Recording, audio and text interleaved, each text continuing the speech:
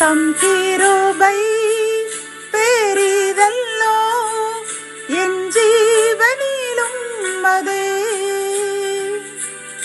இம்மட்டும் காத்ததுவே இன்னும் தேவை கிருபை தாருமே இன்னும் தேவை கிருபை தாருமே. கர்த்தரும் இரட்சகருமாகிய இயேசு கிறிஸ்துவின் ஈடு இணையற்ற நாமத்தில் சேனைகளின் கர்த்தர் ஊழியத்தின் மூலம் இந்த நாள் உங்களுக்கும் உங்கள் சந்ததிகளுக்கும் சமாதானத்தின் நாளாக அமையப் போகிறது என்று மனதார வாழ்த்துகின்றேன். இன்று நாம் அறியவிருக்கும் கிருபையின் வார்த்தைகள் எரேமியா 29 அதிகாரம் 12 வசனம். நீங்கள் கூடி வந்து என்னை தொழுது கொண்டு என்னை நோக்கி விண்ணப்பம் பண்ணுவீர்கள், நான் உங்களுக்கு செவி கொடுப்பேன். கத்தோலிக்க வேதாகமம் இவ்வாறு கூறுகின்றது, நீங்கள் என்னிடம் வந்து கூக்குரலிட்டு மன்றாடுவீர்கள், அப்பொழுது நான் உங்களுக்கு செவி கொடுப்பேன் என்கின்றது.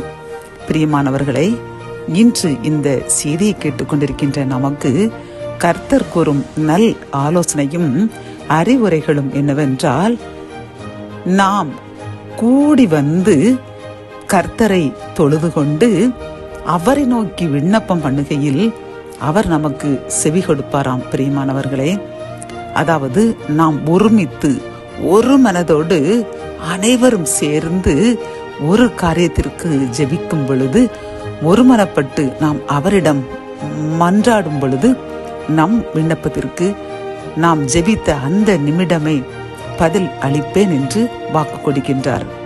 அப்படி என்றால் நாம் அனைவரும் ஒருமனப்பட்டு ஒன்றாக சேர்ந்து அவரை நோக்கி கூப்பிட வேண்டுமாம். பிரியமானவர்களே, அப்படி இருக்கும் பொழுது அவர் நம் விண்ணப்பத்திற்கு பதில் உடனே தருவேன் என்று வாக்கு கொடுக்கின்றார். நம் கர்த்தர் வாக்கு மாறாதவர்.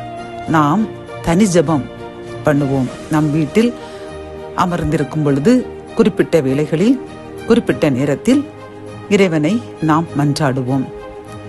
ஆலயத்திற்கு சென்று தனியாக ஜெபிப்போம். இது மட்டுமல்ல, நாம் அனைவரும் ஒருமனப்பட்டு ஜெபிப்பதை கர்த்தர் பிரியப்படுகின்றார். எங்கே 2-3 பேர் என் நாமத்தில் கூடுவீர்களோ அங்கே அவர்கள் நடுவில் நான் வந்து வாசம் பண்ணுவேன், அவர்கள் ஜெபிக்கும் பொழுது பதில் அளிப்பேன் என்று நம் கர்த்தர் ஏற்கனவே கூறியுள்ளதை நாம் அனைவரும் அறிவோம். அப்படித்தானே கர்த்தர் நிறைய பேர் சேர்ந்து 2-3 பேர் சேர்ந்து ஜெபிப்பதை அவர் பிரியப்படுகின்றார். அப்பொழுது அங்கு உடனே அவர் இறங்கி வருவேன் என்று வாக்கு கொடுக்கின்றார். ஆகவே நாம் கூடி வருதலை விருப்பப்பட வேண்டும். இதில் வேதாகமத்தில் சிலர் கூடி வருவதை விட்டு விடுவது போன்று நீங்கள் விட்டு விடாதீர்கள் என்று கர்த்தர் கூறியுள்ளார். பிரியமானவர்களே, ஆகவே இந்த செய்தி கற்றுக்கொண்ட நாம் கூடி வந்து ஜெபிக்கின்ற அந்த ஜெபங்களுக்கு கண்டிப்பாக சென்று அங்கே நாமும் இணைந்து நமக்கு தேவைகளை தெரியப்படுத்தி ஜெபிக்கும் பொழுது கர்த்தர் உடனே பதில் தருவேன் என்று வாக்கு கொடுக்கின்றார். ஆகவே நாம் அனைவரும் சேர்ந்து ஜெபிக்கின்ற அந்த நேரத்தில் நாமும் கலந்து கொள்வோம். ஆலயத்தில் என்றாலும் சரிதான், சபையில் என்றாலும் சரிதான், சேர்ந்து ஜெபிப்போம். இன்றிலிருந்து ஆசீர்வாதங்களை ஜெபித்த உடனே பெற்று மகிழ்ந்து ஆர்ப்பரிப்போம். ஜெபம். என் அன்பு தகப்பனே, இந்த கிருபையின் வார்த்தையின் மூலமாக நாங்கள் அனைவரும் சேர்ந்து ஒருமனப்பட்டு தேடும் பொழுது, ஜெபிக்கும் பொழுது, தொழும் பொழுது எங்கள் விண்ணப்பத்திற்கு உடனே பதில் கொடுப்பேன், செவி கொடுப்பேன், உடனே அந்த ஜெபத்திற்கு அந்த நிமிடமே பதில் வரும் என்று கூறின கிருபையின் வார்த்தைக்காக நன்றியப்பா. இன்றிலிருந்து இதை கேட்டுக்கொண்டிருக்கிற நாங்களும் அனைவரும் இணைந்து ஜெபிக்கும் வழிபாடுகளில் கலந்து கொள்வோம் என்று வாக்கு கொடுக்கின்றோம். எங்கள் வாக்குறுதியை ஏற்றுக்கொள்ளுங்க. அதன் ஜெபித்த உடனே பதில் தாங்க. மீட்பர் இயேசுவின் மூலம் ஜெபம் கேளும் நல்ல தகப்பனே, ஆமேன்.